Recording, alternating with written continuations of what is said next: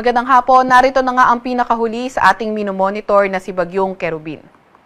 Yung low pressure area nga na minomonitor natin noong mga nakaraang araw ay kanina alas 2 ng hapon ay lumakas na at ito ay naging isang ganap na bagyo. Binigyan natin ito ng local name na Kerubin. As of 4 p.m. yung kanyang sentro ay nasa may layong 215 kilometers east-southeast ng Davao City. Ito ay nagtataglay ng lakas na hangin na 45 kilometers per hour malapit sa sentro at bugso na abot sa 55 kilometers per hour.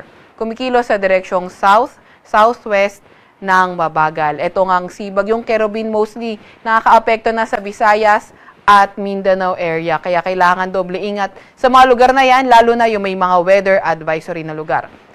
Maliban nga dito kay Kerubin, itong shear line patuloy pa rin na nagpapaulan sa Quezon at Bicol Region at itong northeast monsoon o amihan, patuloy pa rin yung pagpapaulan sa area ng Cagayan Valley, Cordillera Administrative Region, pati na nga rin sa may Aurora.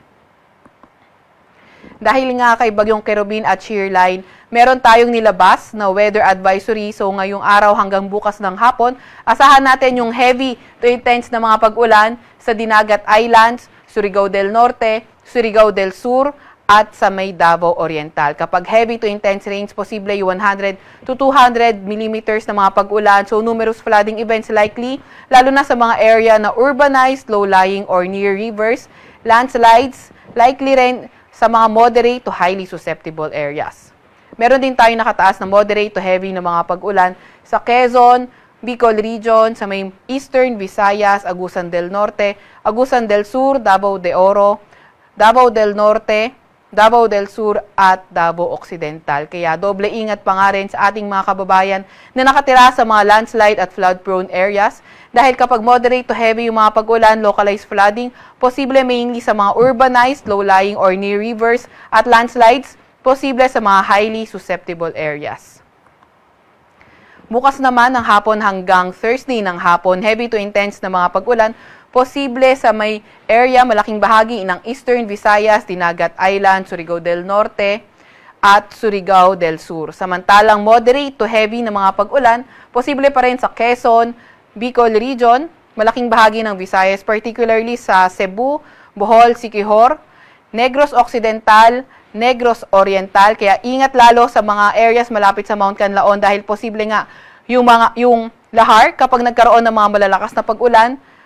Moderate to heavy na pag-ulan din sa Camiguin, Agusan del Norte, Agusan del Sur, Davao de Oro, Davao del Norte, Davao Oriental, Davao del Sur, Davao Occidental, Misamis Occidental, Bukidnon, Misamis Occidental, at Lanao del Norte.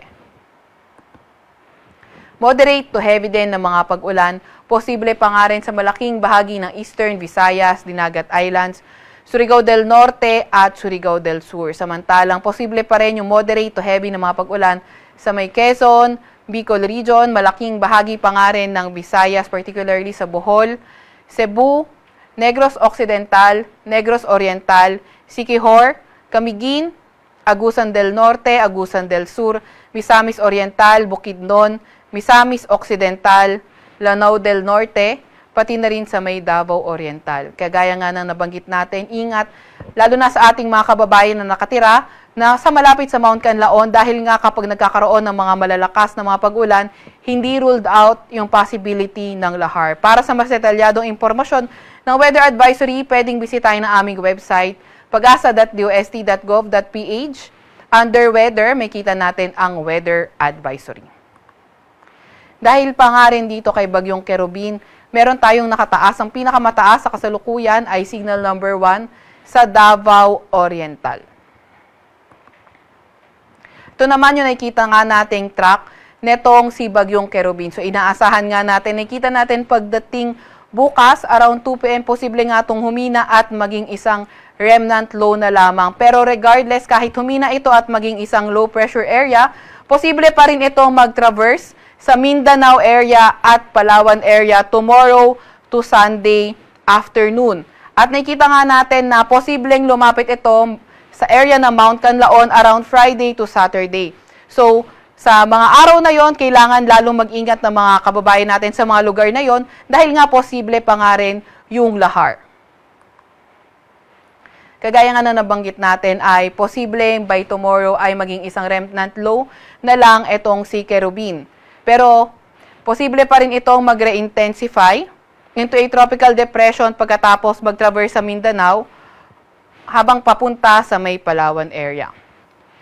At also, kagaya nga na nabanggit natin, regardless nga kung maging isa na lamang tong low pressure area, kapag tinawid naman nito yung area ng Mindanao, malalakas na pag-ulan, posible pa nga rin katulad nga ng nabanggit natin sa ating weather advisory.